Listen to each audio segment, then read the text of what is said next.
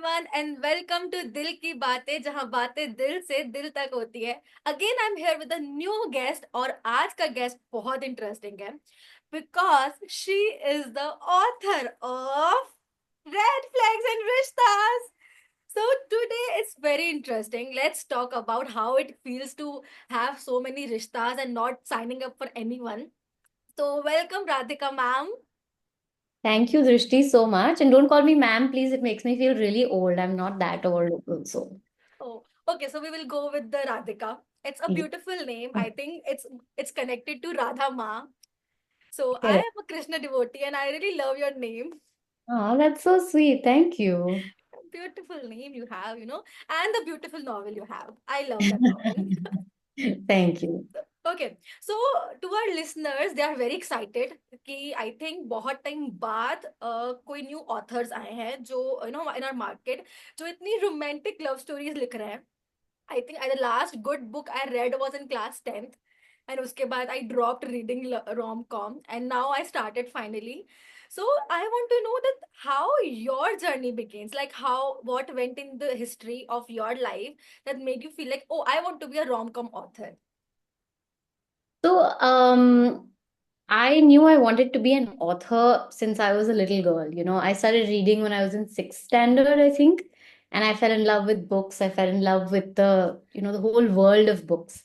And soon after, I started writing. I started writing poetry, short stories, things like that. And it was very clear in my head. Everybody around me knew that I want to be a writer someday. But I think that realization to the final destination took a long, long time.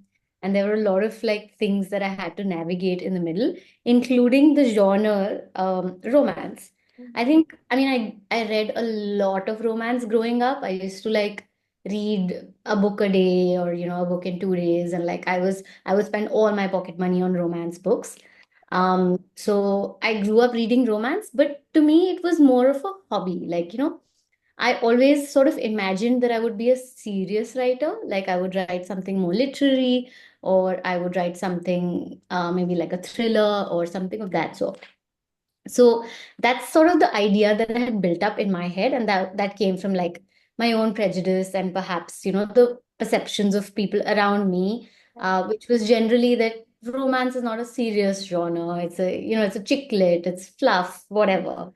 Growing up, we would read romance novels wrapped in newspapers.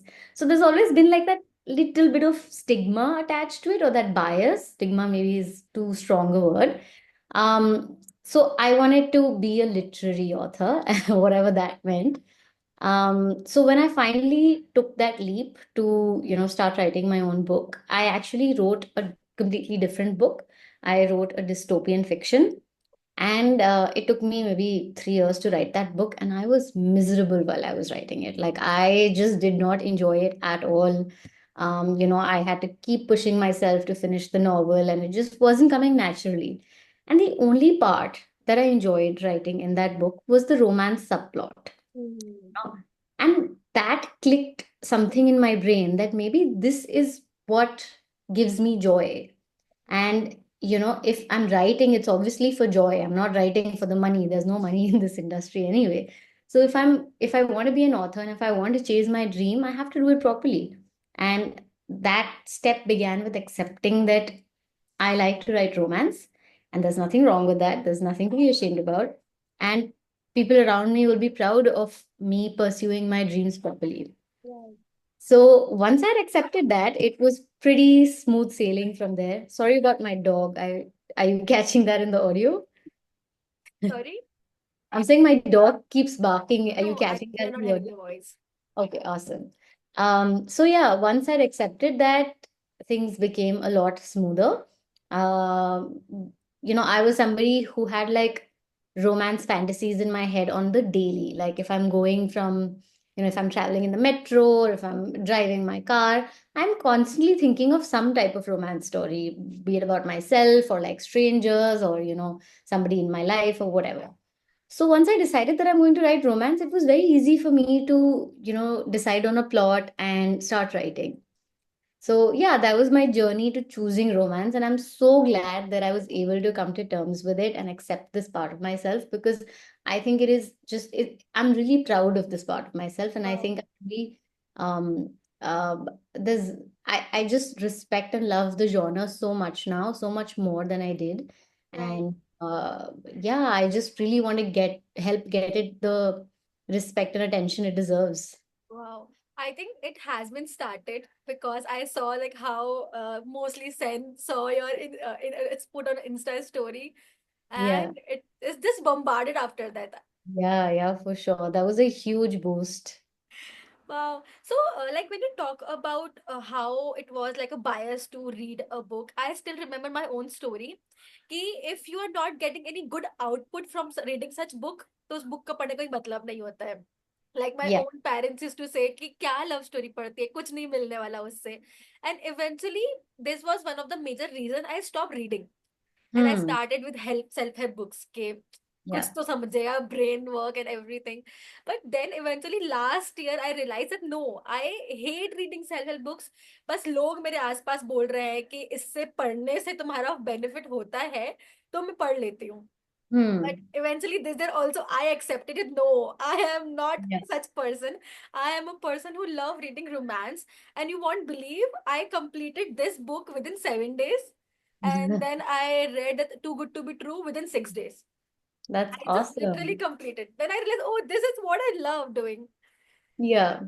Wow. So Come like, back to the genre. I mean, you know what you said, this is very common in India, especially that like people think that fiction is a waste of time. Not just romance, but like fiction in general, because it's an escape from reality and you can't really learn anything from it. You can't upskill. But that's not true. Fiction teaches you so much. Like, it teaches you so many values that something factual may or may not. So I feel like people underplay fiction a lot, but it has a lot of value to teach. right, right, true. Even like people escape the situation, they go for smoking, they go for drinking. Then why not go for the books that give you so much Yeah, deep insight about things? And it absolutely. also allows you to reflect a side of you, like to see who you actually are, how deep Yeah. you can think. Absolutely, I agree. So I want to know, like when you said that you from your childhood you were like कि आपको तो author ही बनना है. But did you try any other field as well? So, I went like a sort of roundabout way to becoming an author. When you want to become an author, there's no real like blueprint. There's no course that teaches Hmm. you, okay, these are the steps you need to follow to become an author. It's a very like figure it out on your own type of a profession, right? So even though I knew that I want to become an author from an early age, I thought the best way to go about it would be to, start writing in other mediums and then like find my way to becoming an author. So what I did was I studied journalism and I became a journalist, and I'm still a journalist. Of course, I still write for magazines. So that's how I started. I would write for different magazines. Up until 2020, I was doing that full time. And then once the lockdown hit and I had been, working for about 4 or 5 years, I realized that like I was waiting too long, and while my intentions were right that I wanted to, like improve my writing to go on and become an author, writing for magazines as my daily job was actually leaving me with no time and creative energy to write for myself after I came back home or on weekends. So that's when in 2020 I decided to, take that leap of faith. I quit my job. Of course, I still freelanced on the side because I needed to pay my bills and I needed to, like have that safety net still. So I was freelancing, but I started like consciously working on a novel. And yeah, so that was sort of my roadmap to becoming an author. But I feel like, to become an author, you just need to go for it. Like you could be an engineer like Chetan Bhagat, or you could Hmm. be in a completely different field, and you don't need any qualifications, right? You just need to write. Right. Wow. Yeah. So, like, but thing is that, like, as you also said, that it doesn't pay you that much. So, do you think like opting for just full-time author will give you a space to live the lifestyle you want to live? I think, I mean, it's definitely a tough industry, but it depends on how successful you become, right? Like, there's also a J.K. Rowling in the world. There's there's so many successful authors in India as well. So it really depends on where this journey takes me. And of course, I want to like hope for the best. I want there to be a time where I don't have to do anything else out of necessity to sustain my career as an author. But as of now, of course, I'm like doing half half. I'm still freelancing on the side because I do want to be financially independent. But I do hope and pray that there's going to be a day where I can write and that will achieve my lifestyle in the way that I hope. Definitely, it is going to. The kind of book you have written is actually brings a lot out of a person, especially the Bollywood part. You have added beach mein, like how chalte chalte movie scenes are being discussed. And I think as a Bollywood lover, I just love that thing. I was like, it's so me. I am such a person that I will be like assuming के कोई scene movie का मेरे साथ हो जा रहा है अचानक से. And this Yeah, actually gives you like a connectivity कि oh, for sure. someone is also there who thinks like that. And Yeah, absolutely. and that's the one thing that really connected me with you. I went on Instagram to search, oh, who is she? I've read such a beautiful novel. Thank you so much. I'm so glad that connected with you because I'm also a person like that. I love Bollywood. Like, Oh, I've grown up on like Shah Rukh Khan films and he's literally the love of my life. So for me to write those things in print came very naturally. Like this is how I think, when I'm thinking of like moments and situations, I have a Bollywood parallel to it. There's a reference going on in my head. So it was just very natural. It wasn't something that I did to elicit a kind of response. It that's was just something that came from my heart. that's actually it can be seen. Okay, it is very natural to you because the way you have added in between the connection you have built in that, it's the superb thing I have read that.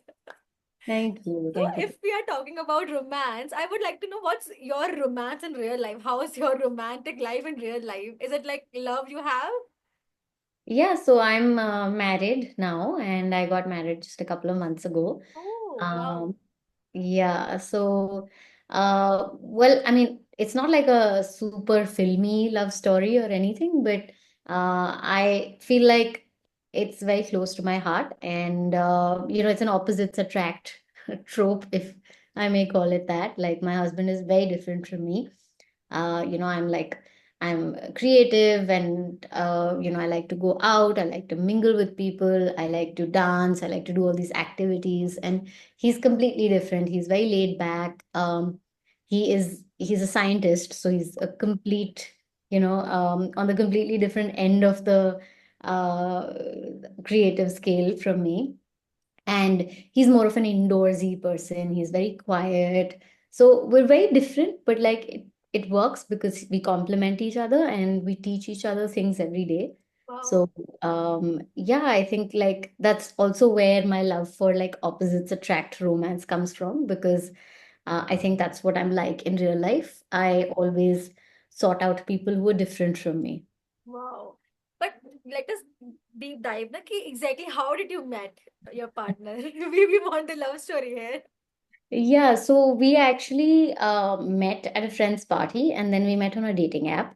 So when we met at a friend's party, it was, whatever, like we didn't really click because, like I told you, he's a bit of an introvert and he's not somebody who, will really showcase his personality at a party. And I'm completely opposite. I was on the dance floor doing chaya chaya. So, we didn't really talk that much at the party, but then we met on a dating app and that allowed us to speak one on one and to get to know each other. And when you're talking behind like a text wall, sometimes it allows introverts to really be themselves and open up and come out of their shells. And I think that's what happened with us.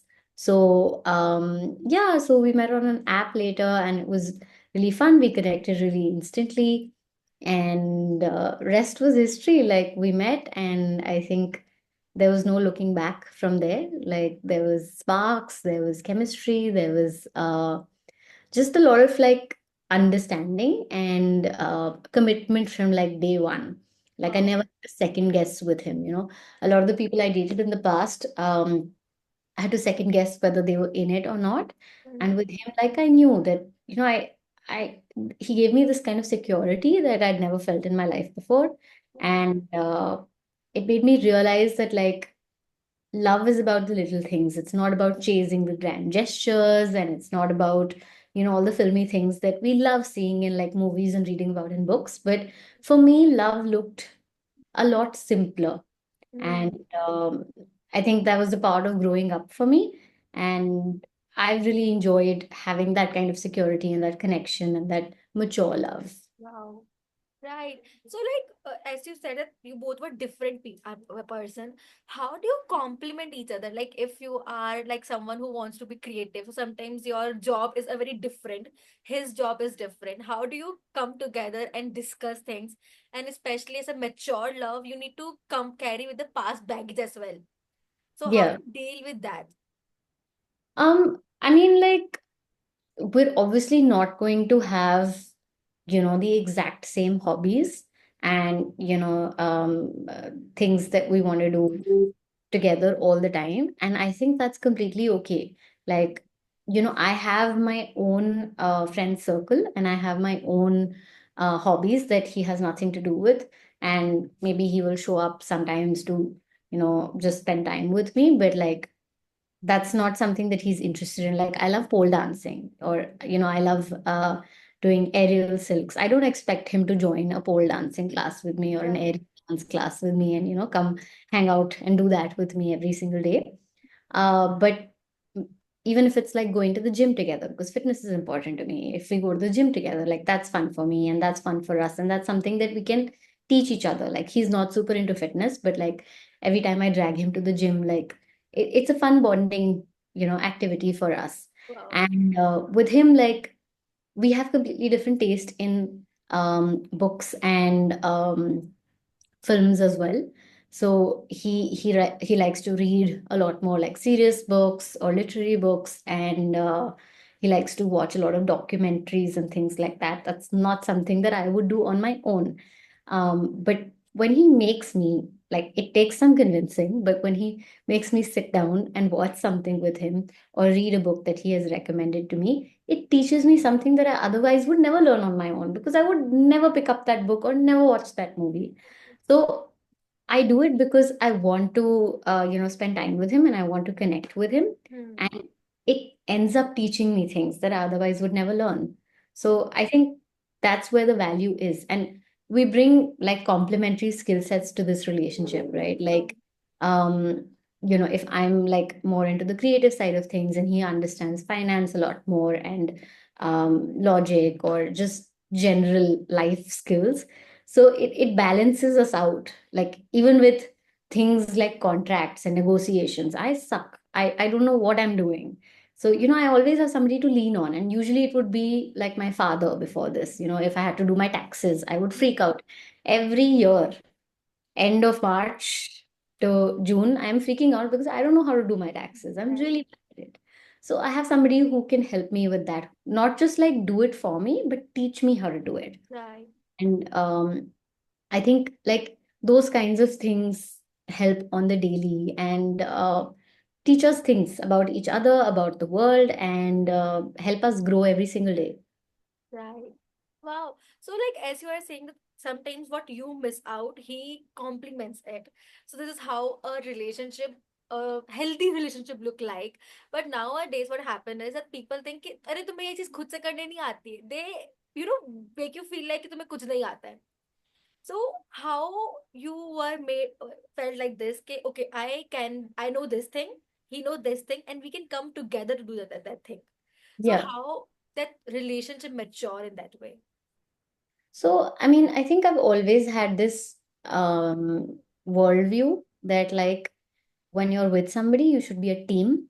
And I feel like a team has to complement each other. And, I'm not going to be perfect. He's not going to be perfect. Right, I'm not going to know 100% of the world. And he's not going to know 100% of the world. right, That doesn't mean that I should depend on him all the time or he should depend on me. But we should find a way that we can lean on each other without being dependent or codependent. So right, I think that's been my worldview, and he shares similar values. So I think that's how we were able to arrive at the conclusion that this is the relationship for us and this works for us, because it just organically does, right? Like it's not something that you have to sit down and figure out. It's just been that way since day one. Wow. That's so sweet about how you explained like a team wala thing, because people don't think this way like nowadays. But the way you are explaining is quite beautiful. But I think in every relationship when it starts, there are some challenges that you face. So can you like tell us what were the challenges that you were facing? um I mean, definitely there were a bunch of challenges, and I think when two people are completely different, there are also like challenges that come with that, because you know um, you're not going to agree with everything that the other person says. So you share the same core values, but like your personality is different from the other person, and sometimes that's going to clash, Right. right? So I think that was something that happened with us and continues to happen. I'm not going to say that like that's something that has completely changed, Oh, um, but what matters at the end of the day is that we love each other and we want to do things for each other. So even if we're not the same person, we don't have the same hobbies, we still want to show up and be there for each other, and do things to let the other person know that we're there for them. So love languages, for example, we have completely different love languages. Like I'm very filmy. My love language is gifts and like a lot of like words of affirmation, and he's very quiet, he's very introverted, he doesn't really like to express that much. So it's something that I have to like really pull out of him. And I remember like early on in the relationship, we had a conversation about love languages, and I had to like we had to sit down and understand that each of us needs to be loved in the way that we want to be loved. wow. If his love language is acts of service, but my love language is words of affirmation, he could be, dropping me home from Model Town to Noida every day and thinking he's expressing his love. But what I need is to be told that I'm beautiful, you know? Mm, So that's a conversation that we had early on in the relationship, and we made it a point to try to show each other love in the way that we want it to be loved. wow. That's a mature relationship sounds like. So before that, you had any more mature relationships, or this was the first one? I mean, no, definitely like more mature relationships, yeah, but nothing that stuck, Mm, nothing that felt like, okay, this is the one. I mean, maybe in my early years, I thought a lot of people were the one, but that was just, naivety. That was yeah, just um, me romanticizing a person or right. the idea of a person. So I think this was the first relationship where it felt real, it Mm, wasn't like a fantasy that had cooked up in my mm, head.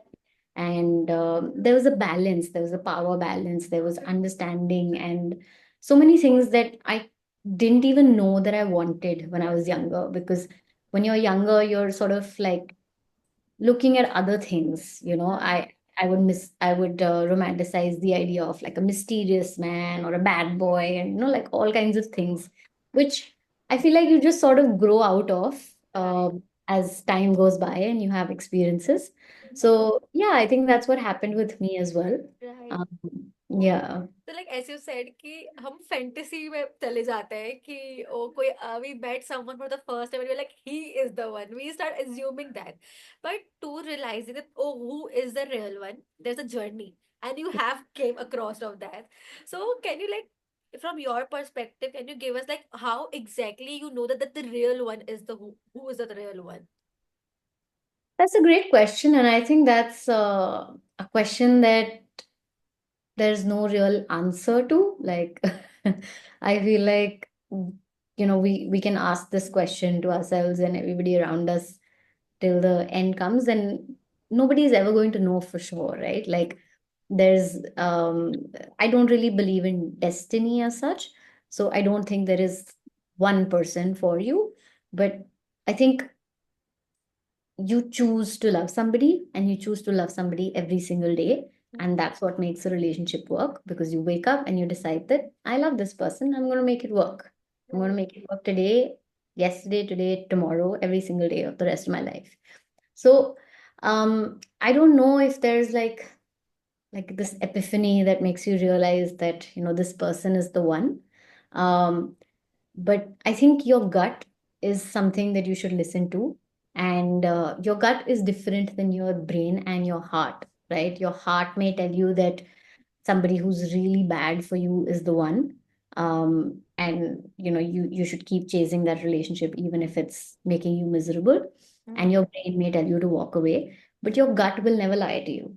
So I Right. think the best thing that you can do for yourself if you're confused about love is to listen to your gut. And sometimes that means taking hard decisions, but that's okay, because unless you take those hard decisions, you're never going to make room for something better. Wow. That's a beautiful way to explain this answer. But let's suppose we have someone who is about to date someone, or any single people in the room. If you have to give some advice to them, what it would be? I feel like I'm a relationship therapist right now. No, we are deeping dive into the romantic side of you, like how Yeah. what's the story you have gone through? We want to know more about it. Yeah, for sure. So sorry, your question was again, what romantic advice I would give to somebody Single. who is single. Um, I would say love yourself 1,000% and beyond, because then your standards are going to be so high.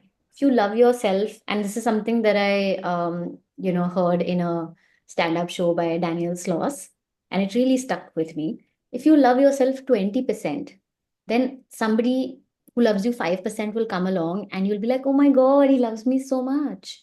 But if you love yourself 100%, unless somebody loves you 110% or 100% or 99%, you're going to be like, oh, this is not enough for me. Hmm.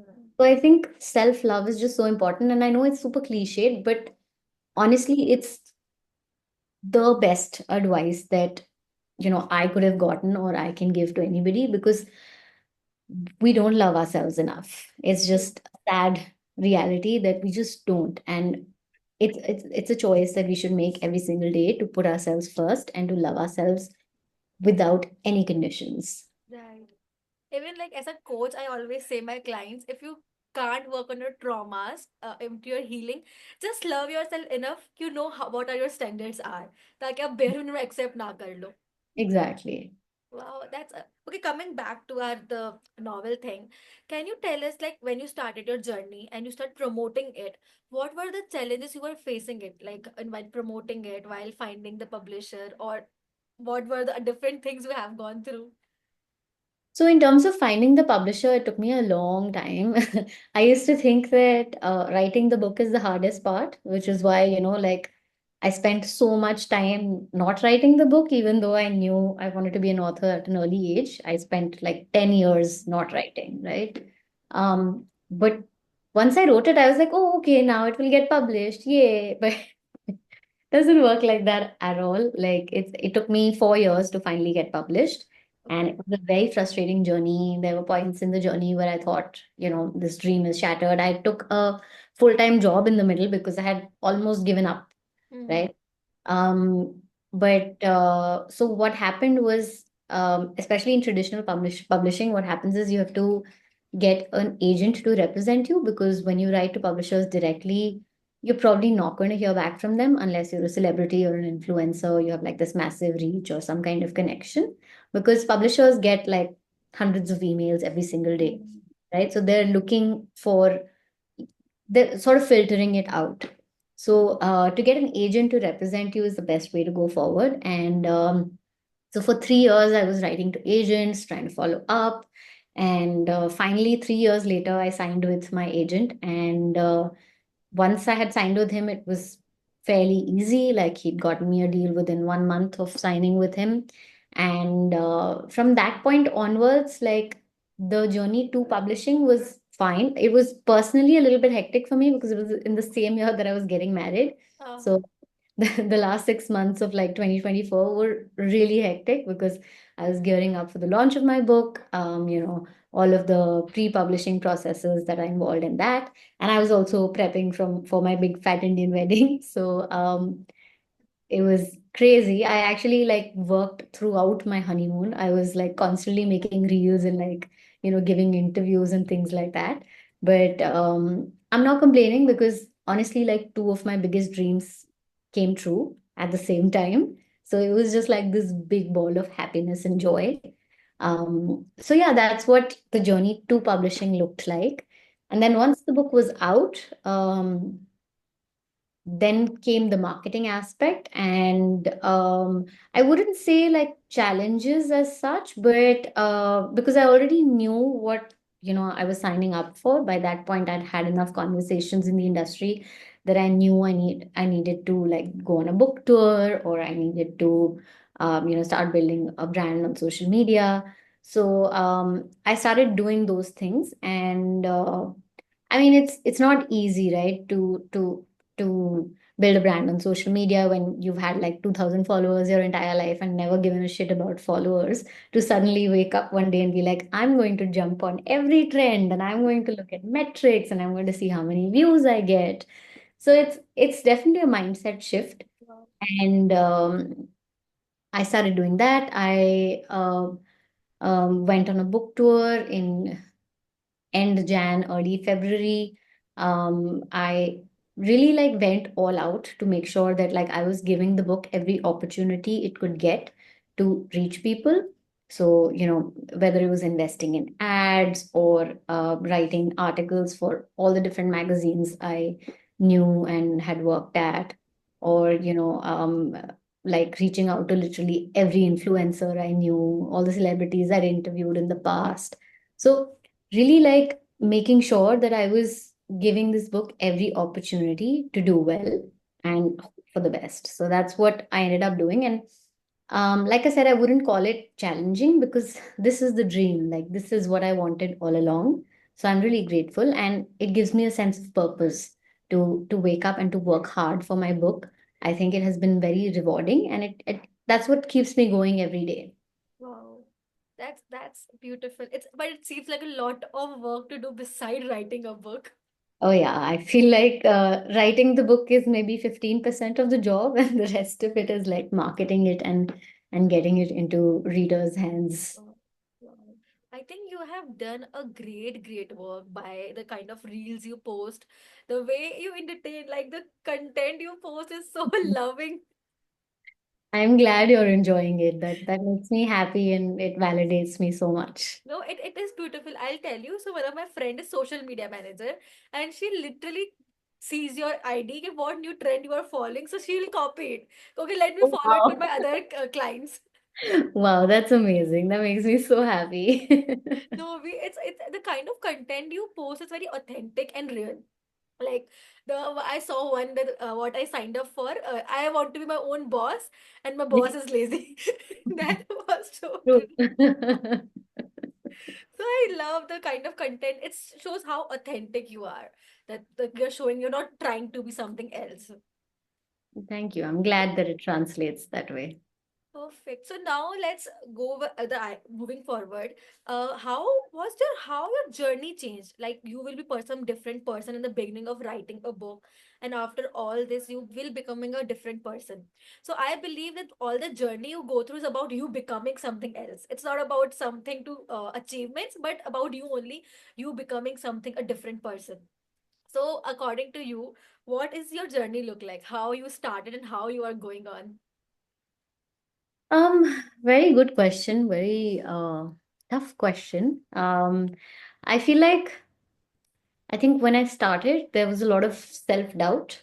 Like, and I'm not going to say that it's gone away. I feel like with every sort of critique or every bad thing that happens in this journey, that doubt comes back and that imposter syndrome takes over. Mhm. But I think with every reader that reaches out to me and every interview and every chat that I have with people like you, it reinforces that belief that this is what I was meant to do.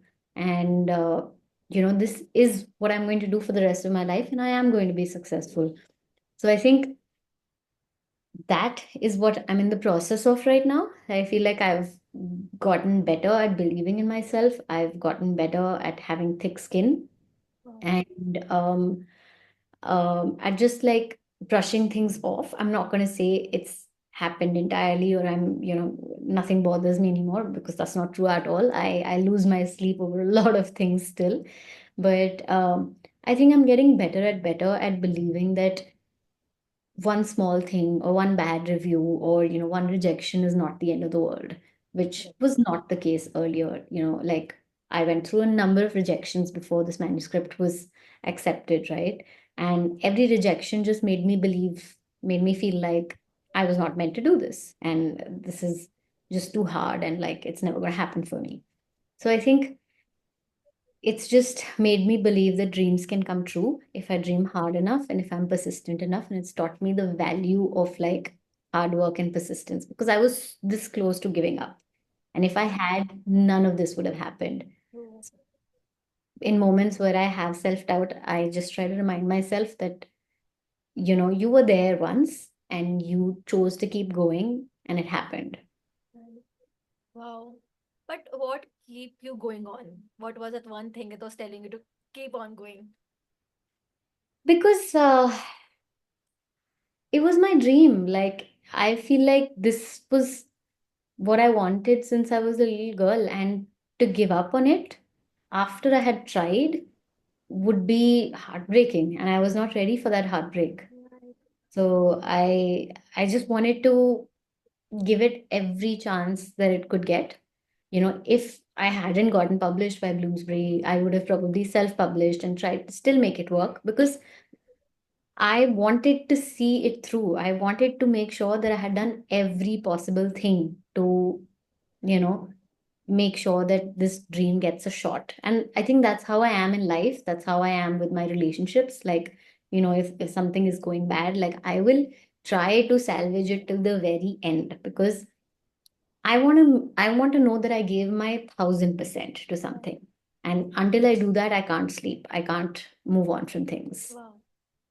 I think that's the reason you are here and you are growing so much. Like I recently I also saw your story where your publisher was telling us it's going for a reprint.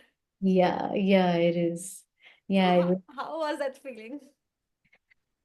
honestly, it was like this big sigh of relief because I was carrying so much anxiety since the day the book got published because, I was just like, I don't know if the sales are going well, if this like, once you achieve one milestone, or at least I'm like that, you're constantly looking at the next milestone, right?